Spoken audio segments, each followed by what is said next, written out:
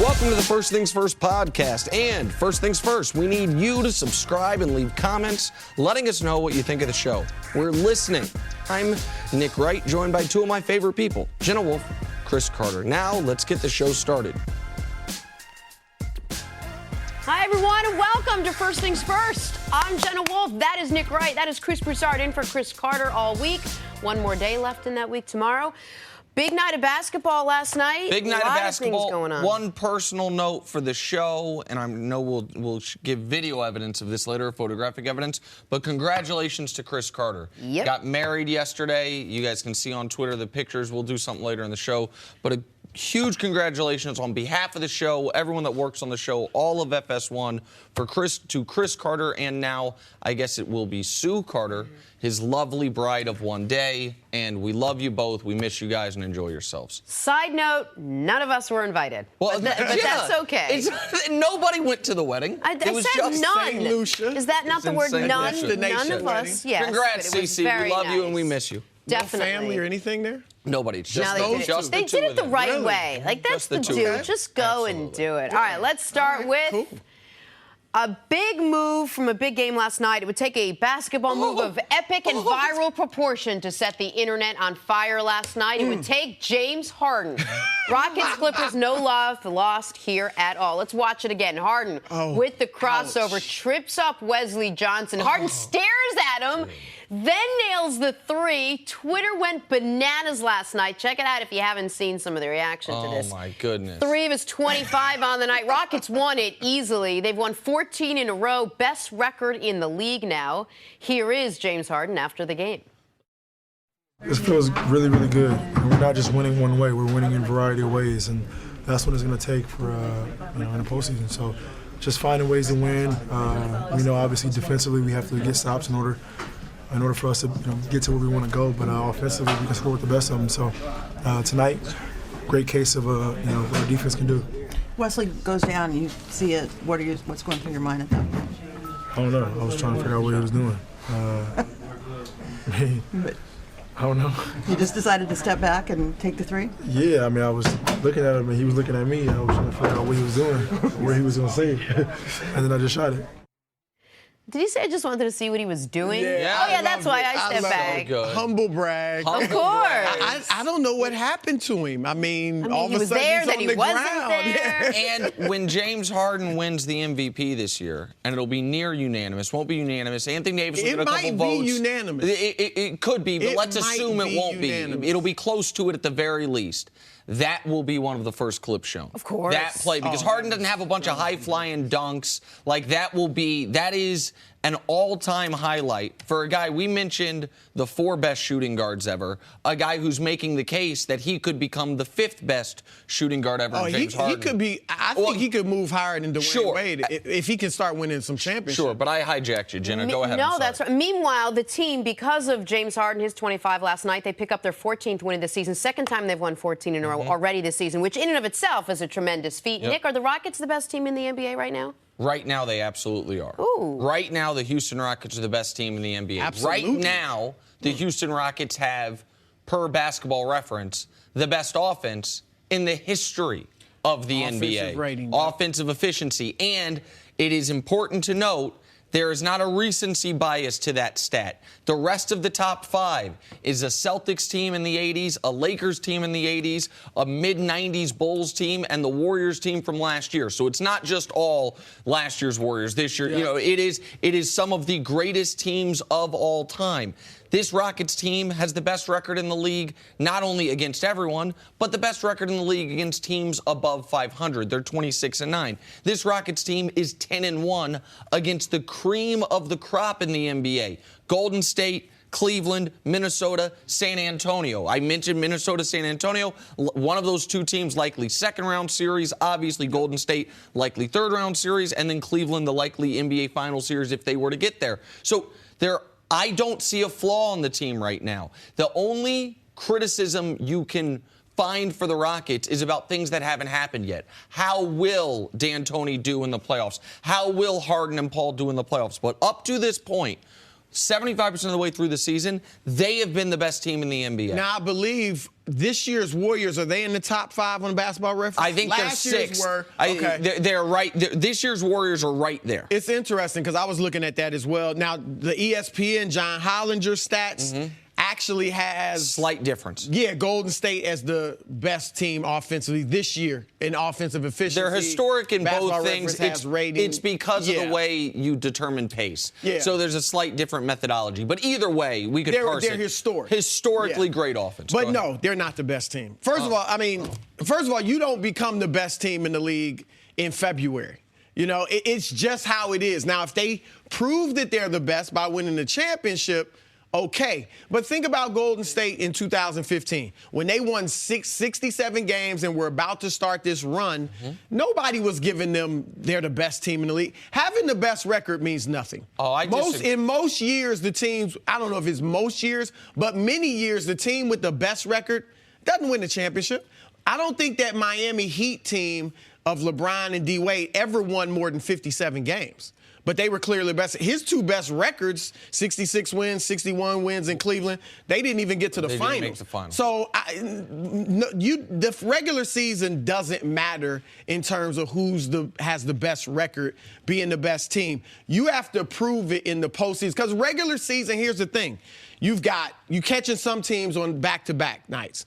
You're catching some teams with injuries. You're catching some teams when you're flying on a long road trip. In the playoffs is when it's a 7-game series, no back-to-back. Everyone's That's rested. when you find out who the better teams are. And I'll look at talent.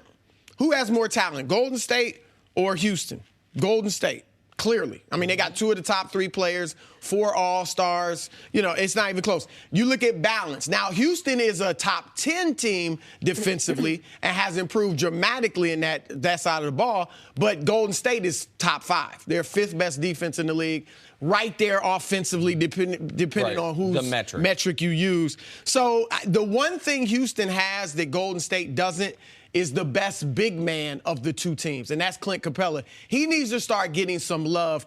I could see him, if he keeps this up and they go deep in the playoffs, he could be an all-star next year. Well, and that's saying a lot in the West. He might be most improved. Too much in he the might West, be most improved player in the league this year. He's in the top 10 in field goal percentage, where he's number 1, block shots, rebounds, and there's one more stat. Don't tell Kevin Durant PER. He's 7th in PER. I mean, the dude is having a tremendous Kevin Durant, season. though, says his job is KD easy, needs to reevaluate. Keep this in mind. When we first opened up this basketball season, there were 2 teams we were looking at that had to deal with chemistry. It was the Thunder with those 3 guys they were going to have to figure out a way to work together, and it was the Rockets. Well, how is Chris Paul and James Harden going to work together? They both want the ball. They both are the Warriors, we knew, had this team in place basically from last year. Does it mean anything? Does that factor into you at all, that the team has surprised you at least, that they've had to deal with a new sort of... And I'd even add a 3rd team that didn't deal with it well, Cleveland. After trading Kyrie. Cleveland struggled for a long time. Oklahoma City struggled early. The Rockets were ready from the beginning. Go ahead. No, I mean, look, they have surprised me because I didn't know that it would work this well with Chris Paul. I actually thought it would be better in the playoffs because Chris brings a mid-range game that they haven't had in the past few years that you're forced more to use in the playoffs than regular season. I thought they'd have their growing pains in the regular season. Obviously, I was wrong, and that has surprised me.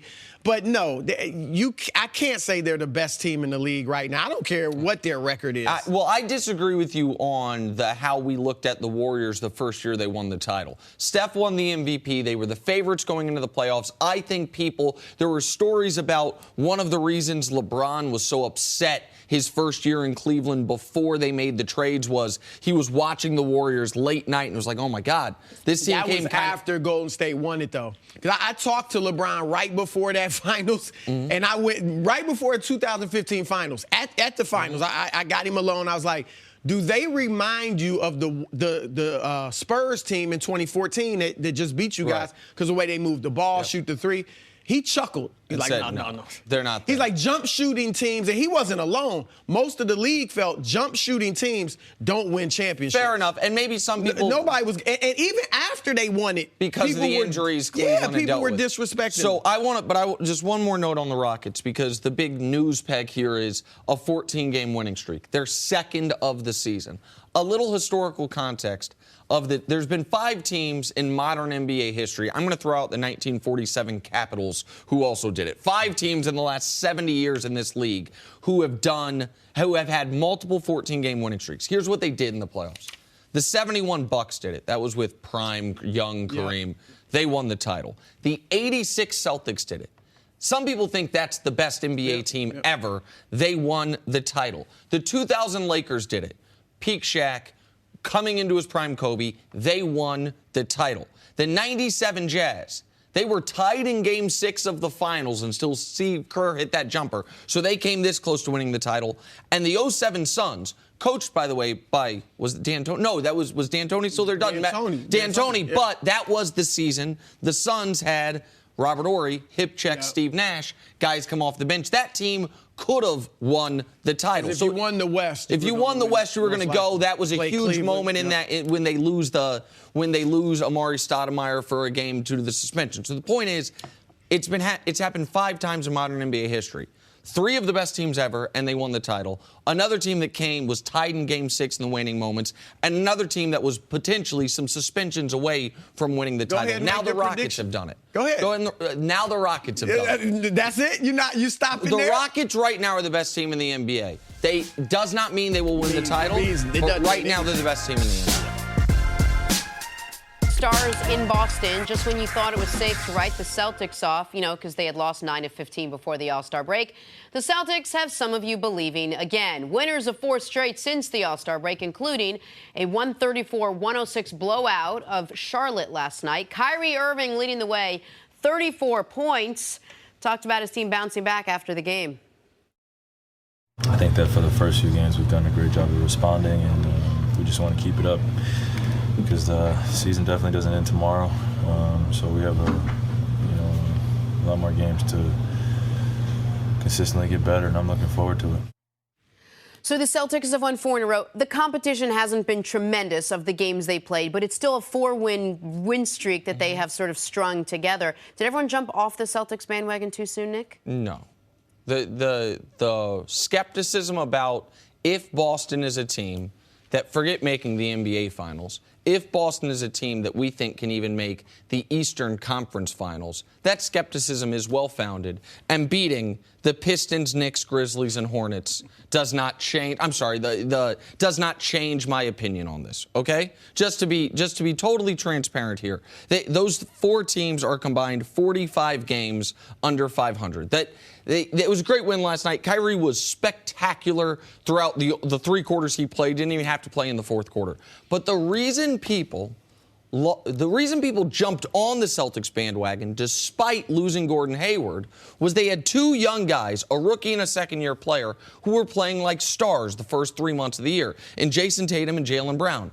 Jason Tatum, the first 3 months of the year, was shooting 51% from the field and 47% from 3. In 2018, the last 2 months, 42% from the field, 36% from 3. Jaylen Brown was shooting 48% and 41%. It's now down to 43 and 32. So they're 2 wing guys. They're 2 great young forwards. Both have seen their field goal percentage and 3-point percentage drop about 10 points from the first 3 months, last 2 months. What does that mean? It means it's all on Kyrie. And against the better teams, Kyrie won't be enough, as great as he's been. You mentioned earlier, might be 4th or 5th in the MVP voting. Kyrie's been outstanding, but that's why there's skepticism. The Celtics do not have a good enough offense, in my eyes, to be a serious contender, forget for the championship, just in the East. So no, this 4-game winning streak doesn't change my opinion on that. Yeah, look, anybody that was thinking that they were going to make the Eastern or the finals, the NBA finals over Cleveland, it was all either you were just flat out wrong, or you thought Cleveland was in worse shape than they were. And they were in bad shape before the trades. But still, LeBron is so much better than everybody else in the Eastern Conference. And now that he has a pretty good supporting cast. To think they won't win the East is ridiculous. I mean, Boston is not that great of a team. They're a good team. They're very well coached. Brad Stevens is excellent. Kyrie is one of the top 5 point guards in the league. But as you said, they are relying on a 19 and a 20-year-old. Right. Those young players don't win in the NBA, not at playoff time. And those young players, by the way, are going to be awesome. If we going forward. If we redrafted this past year's draft, Jason Tatum's in the discussion to be the number 1 pick of that draft. Maybe he would be the number. I think Donovan Mitchell probably would be, but Jason Tatum's been great. He looks like he'll be a star. Jaylen Brown's been really good, and I don't. When I talk about his shooting percentage, doesn't give him credit for what a good defender he's been. And so it is not a knock on those guys. But what's the last time a rookie, speaking of Tatum, made an impact for a good team in the playoffs? The last one that comes to my mind, I'm thinking there's had to be someone since then, but the last one that comes to my mind is Magic Johnson in 1980 when he was the MVP of the finals, but he also was playing with an MVP in Kareem Abdul-Jabbar. And for good teams, like you mentioned, don't rely on rookies in the playoffs. You just can't. And people got very mad at me because I said this year's Celtics team is not much better and might be a slightly lesser version of last year's Celtics team. And the reason I would say that is this. I understand last year's team didn't have Jason Tatum, but they did have Jay Crowder in that spot playing the best basketball of his career. They had Avery Bradley playing the best ball of his career. Al Horford was slightly better last year than he's been this year, or about the same. Oh, but last year's team didn't have Kyrie. No, but they had Kyrie's way better than Isaiah Thomas.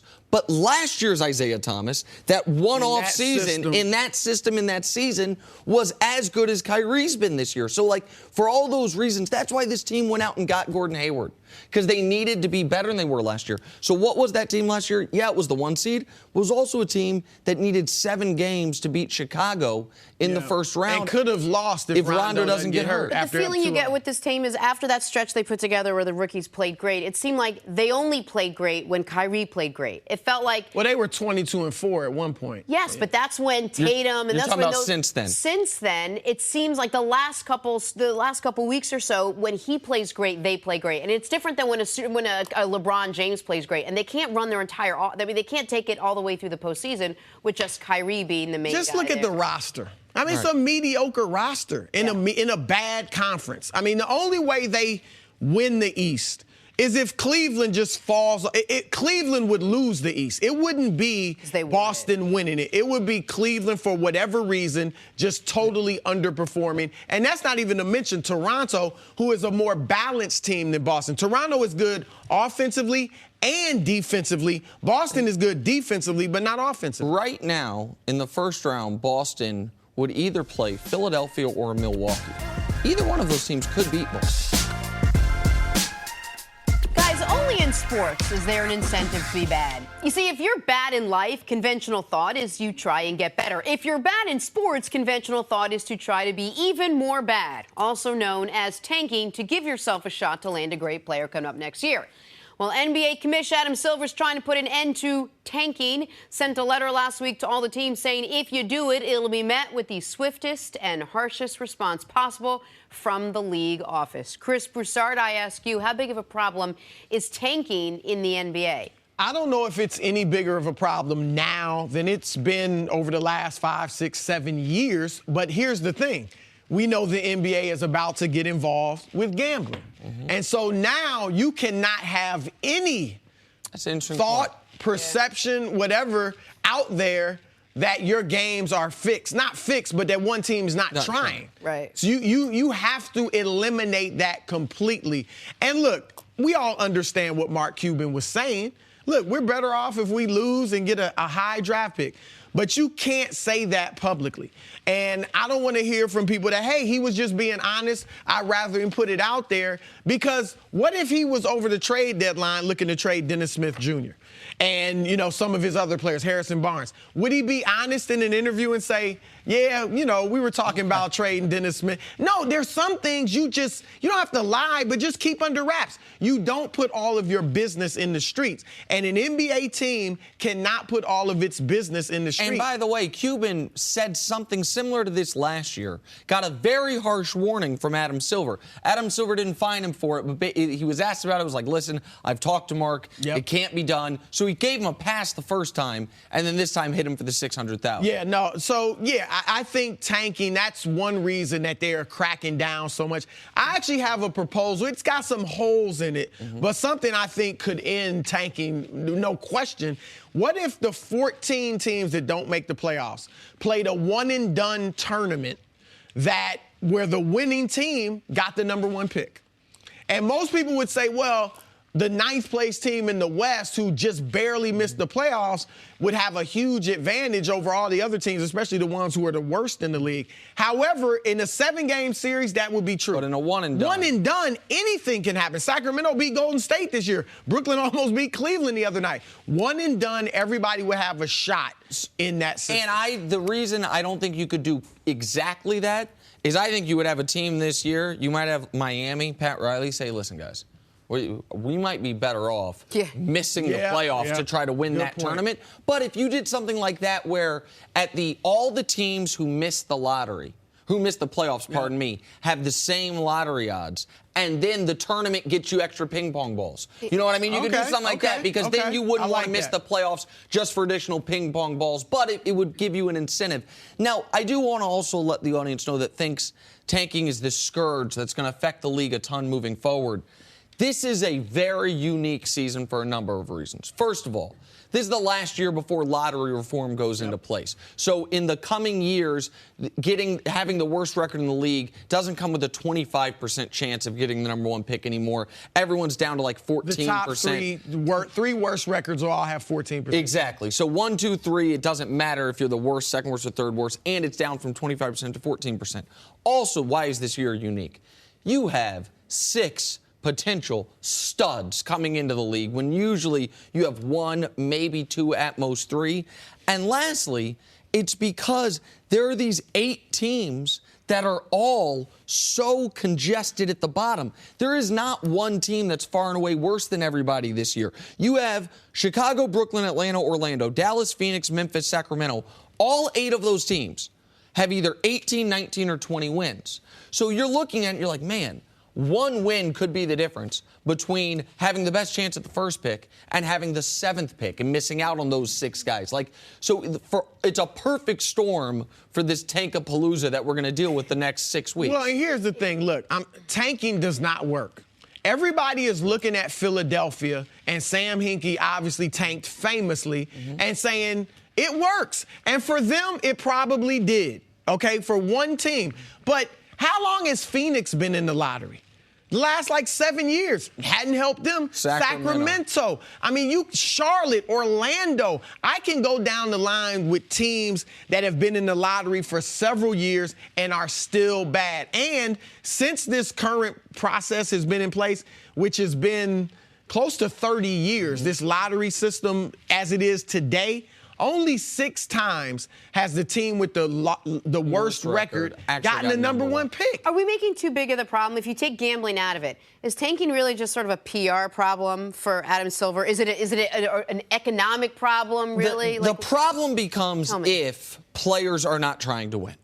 It is not a problem to me if a team such as Chicago is saying, listen, we might have a better veteran. Dallas, let's just take Dallas for a minute. Listen, Dirk, you are probably better than the guy backing you up. But because we don't really care if we win, and we are going to take advantage of this bad year in order to get more reps for our young players, I got no problem with that. What I would have a problem with is if Sacramento's playing Memphis, and at the end of the game, it's a close game, and Sacramento's coach calls time and is like, guys, here's the play. We're going to turn it over. And you know what I mean? You can't have that. You can't have coaches or players, once they're on the court, not trying to win the basketball game. I also would have a problem if Mark Cuban, because he said he talked to his guys. Now, we don't know if that were front office guys, or his coaches, or his players.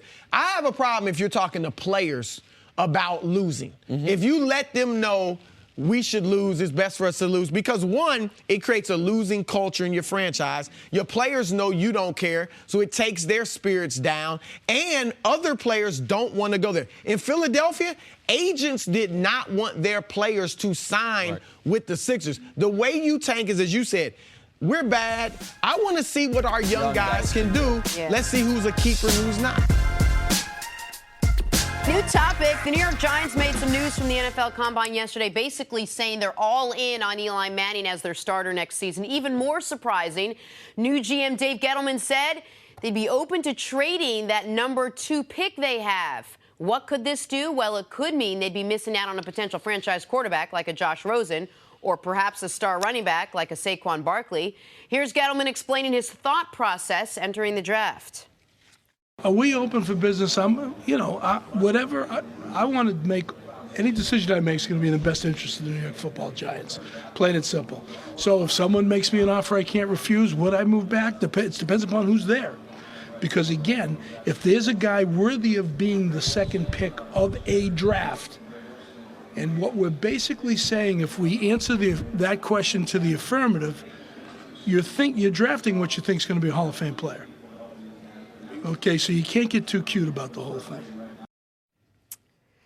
All right, Chris, who knows when the Giants are ever going to have that number 2 pick again? This is an odd year where they're actually very lucky to have their pick of a class which actually has a bunch of quarterbacks, and they have an aging quarterback. So would sticking with Eli instead of drafting a QB be a mistake for this team, do you think? Well, it's interesting. He mentioned Hall of Fame player. He's thinking the last time the Giants had the number 2 pick, Lawrence Taylor.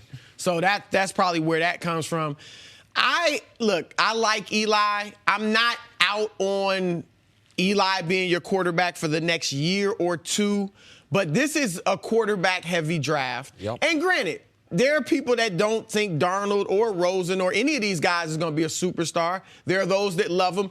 But as far as quarterbacks go coming out of college, isn't this about as certain as you can be on some guys? And like, it's you as never deep know. of a class as Exactly. You can be. So where there's multiple, because you know a quarterback's going number 1 to Cleveland. In some classes, you'd be like, man, there's one guy everybody loves. He's not going to be there. The Cam Newton class, for example, once Cam goes, then it's like Blaine Gabbert, and all of a sudden, that's not the case here. The case here is there's multiple guys. So go ahead. Yeah, so this is as good as it's going to get in a draft for quarterbacks. So I definitely have to take Darnold. I love Darnold to be there if I'm the Giants. But if he wasn't there, I'd take Rosen. And I think it'd be perfect for a young QB to learn under Eli. Eli's mature. Eli's a good leader. He can handle New York. And he's not one of the – you might have looked at Eli when he was younger and thought he's not going to be able to handle New York because he's a different, just low-key type guy. He's handled it tremendously. He could help whoever that next quarterback is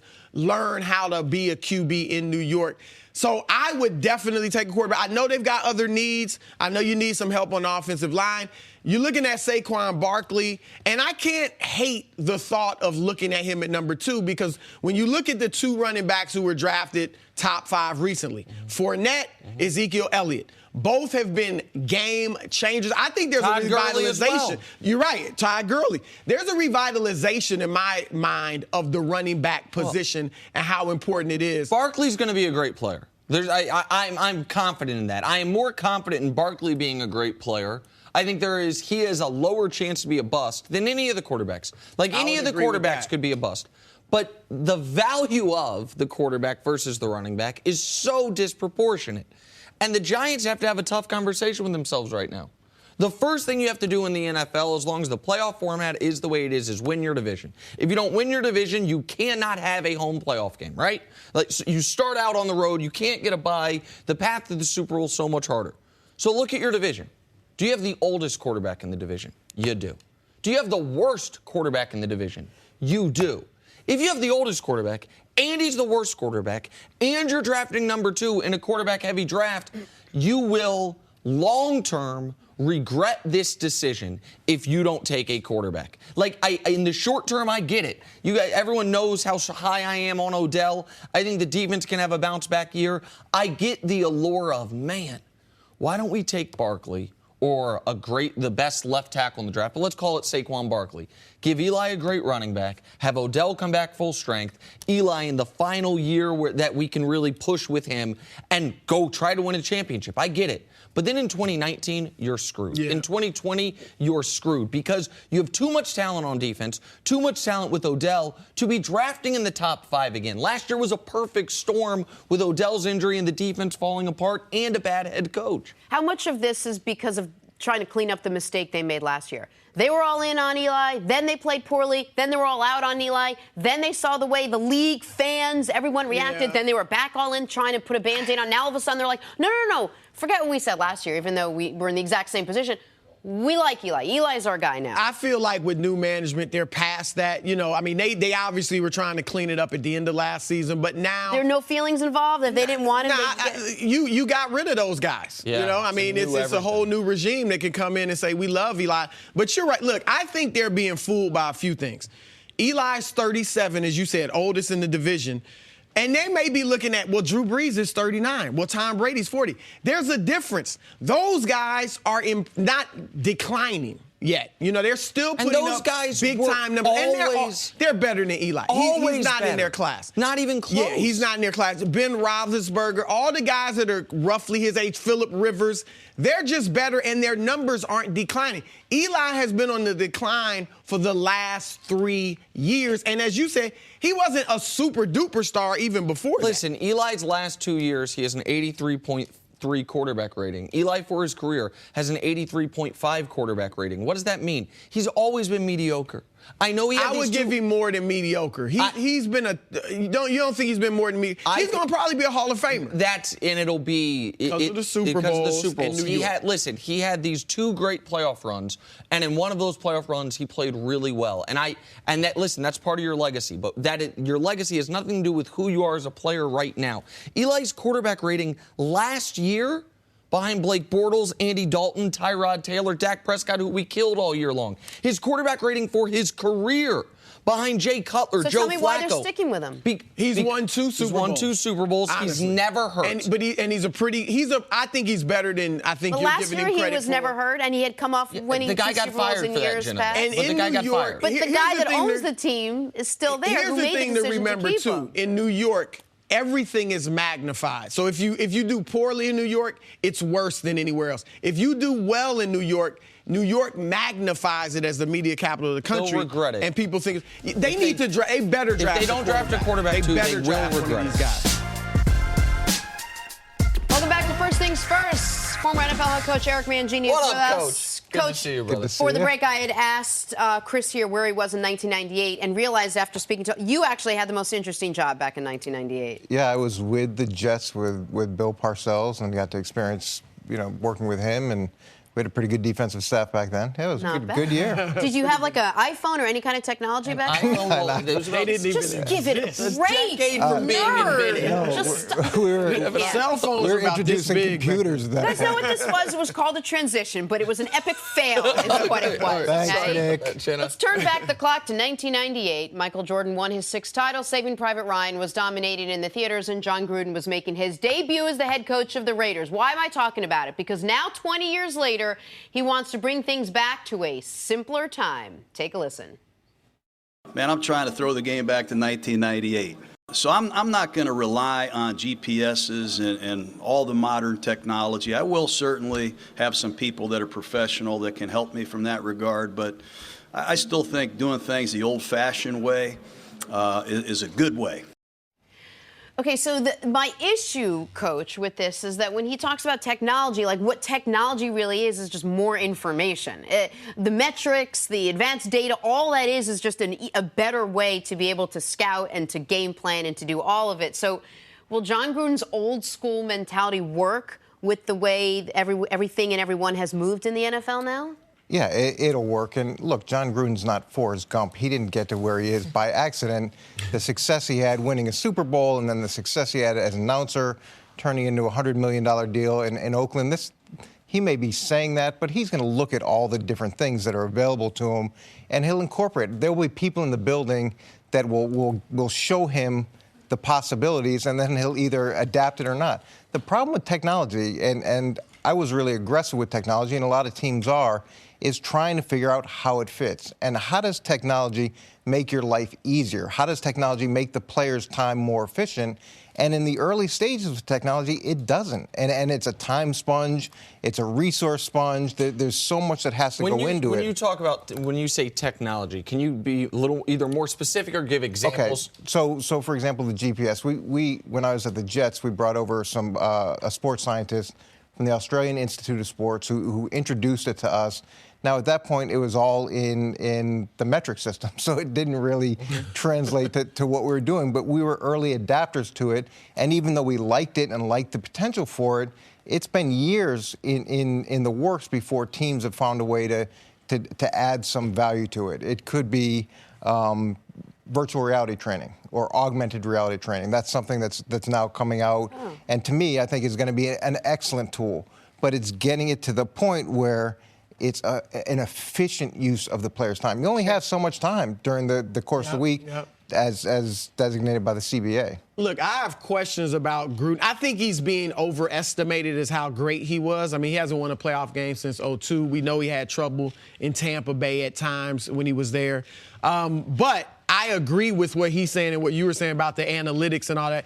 In all the leagues, the major three leagues, you have the guys that are overly reliant on the analytics and in some cases may not know how to just watch the game and what's going on. And then you have the guys that are kind of the old school football or basketball guys who you don't want to deal with it. I think the best is when you mix it. And I think that's what Gruden was saying. He said, look, it's a part of the process. We'll have guys in the building who bring us the analytics, and we'll use it when it's applicable. But to sit here and just rely on it, I think that doesn't work in any of the sports. And now your guy, Daryl Morey, I'm going to use basketball, in Houston.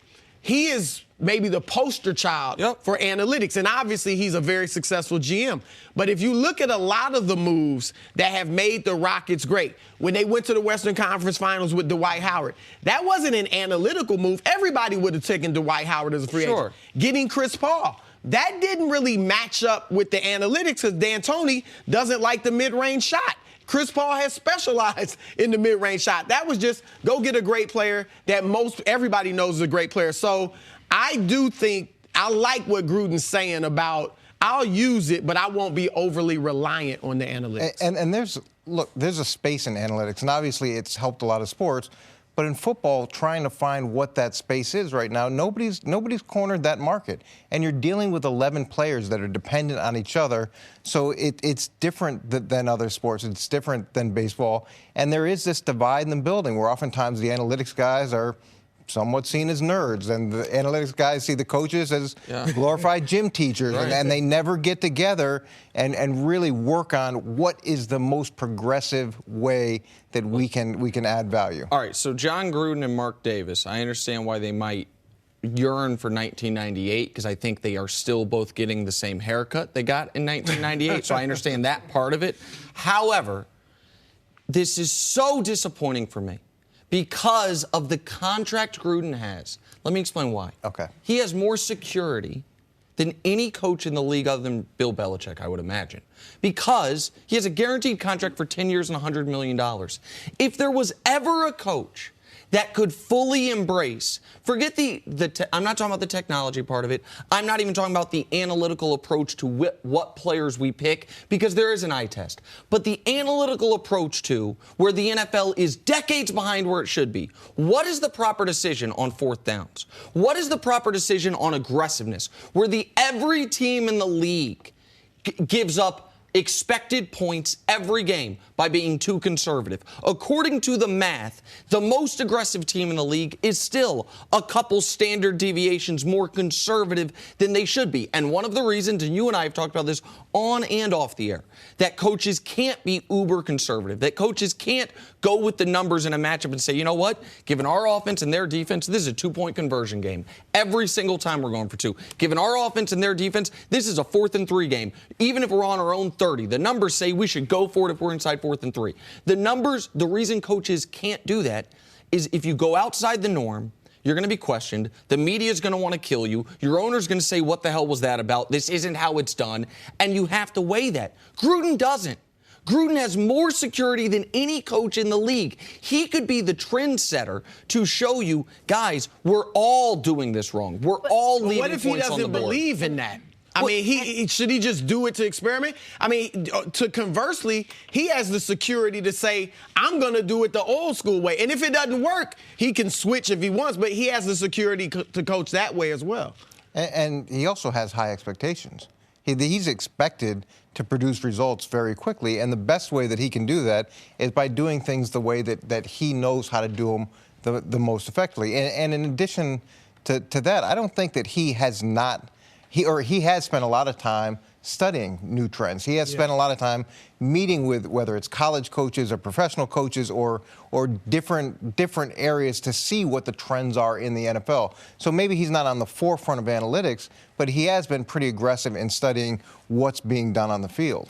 Look, he doesn't have a great roster next year. It's not like he has the luxury to be able to play around with a couple different options however he wants to go. They also knew exactly who they were getting in Jon Gruden. Jon Gruden, I mean, he's been out there. We've talked to him. It's not like he disappeared for a couple years. So Oakland has to know who they were getting. I know that they know who they were getting. But doesn't your approach also just, it seems to me like if somebody was explaining gambling to me, well, I don't want to put, I don't want to hit here, but the numbers say you do because every time you get this, you do. Right, you have to. But doesn't it take some of the, real feel in the moment, game time being what a coach is out of it? And then can't you just get, a computer to coach the game? And when you make decisions that, based off analytics, are the right decision and they don't work, it's not like people sit back and go, oh, that was a great decision. But you shouldn't. Here's the thing. I get why most coaches would care about that because they can get fired. Exactly. Jon Gruden can't. He can't be fired this year. He can't be fired next year. The Raiders are, from an ownership standpoint, we're talking about NFL owners, one of the poorest teams in the league. They cannot write him a $70 million check to not coach them. He has the security. He could be the guy. But you're asking him to kind of do something, to experiment with something. That's not him. I understand if you had a guy that leaned that way, he could experiment because of the security. But Gruden, that's not who he is. And he hasn't said that he won't have it in the building. Mm-hmm. He just said it's not going to be the forefront of his plan. And again, I just want to make this clear for the audience. I do think there is an enormous value to the guys that played and coached in evaluating how good of a player is, evaluating what player we should take in the draft, who should get more playing time. I don't think there is a secret analytical sauce to that. But some of the game time decisions are math. It is as simple as the dealer showing a 10, I have a 16, I might not like it, but I have to hit. And those are decisions coaches across 32 teams get wrong every weekend. I hope we at some point have a coach that starts to get those right. Now that the NBA season is heating up, I wanted to talk about another podcast we do at Fox Sports, and that's Chris Broussard's In the Zone. Each week, Chris breaks down what's trending in the NBA and the biggest names in the league. Previous guests include Kareem Abdul-Jabbar, Shaq, John Wall, and myself. So if you love the NBA, make sure to subscribe to In the Zone wherever you get your podcasts. We're back here with Coach Mangini. So last year at this time, Odell Beckham Jr. was getting ready for what he thought was going to be a big year. Big payday, big numbers, big Odell. Well, you know the rest. But an injury-shortened season last year is not stopping him from asking for big money. This year, according to a report, Beckham will request a contract worth of at least $20 million per year. GM David Gettleman didn't rule out an historic deal. What do you think, Coach? Should the Giants make Odell the NFL's highest-paid receiver, or would you like to see him play a year first before they do that? I imagine that at some point the Giants will make Odell the highest-paid receiver, just not this year. They've got the fifth-year option. The Giants are in a situation where they're 20th in the NFL in salary cap space, so they're in the bottom third of the NFL, and there's a lot of areas they have to address. Odell's current contract puts him the seventh highest-paid player on the Giants. He's getting a $5 million raise from last year. It's the fifth-year option, which is standard with first-round draft picks, and it's one of those situations where I think they've got to see how he fits with the new head coach, with the new system. Coming off the injury, he's still getting a raise. He's still in the top 10 in terms of what he's being paid on his rookie deal, and the Giants have a lot of areas to address. If you don't give Odell Beckham a new deal, then no rookie should ever get one. then Aaron Donald shouldn't get one. Then nobody should get one. Like, why?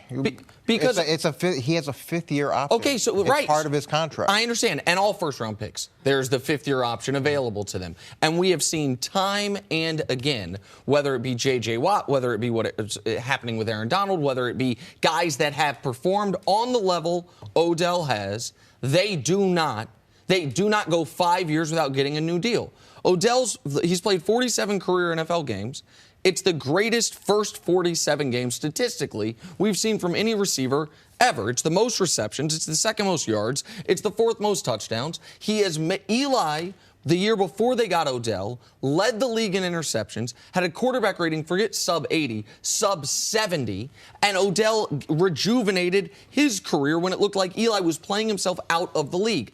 If this guy doesn't deserve a new deal, then nobody does. I mean, I don't know if it's $20 million or $18 million, but obviously, and of course, he has earned the new contract. Yeah, I mean, at some point, as you said, he's going to be the highest paid receiver just because it's all about when you sign, when you're a player at that level.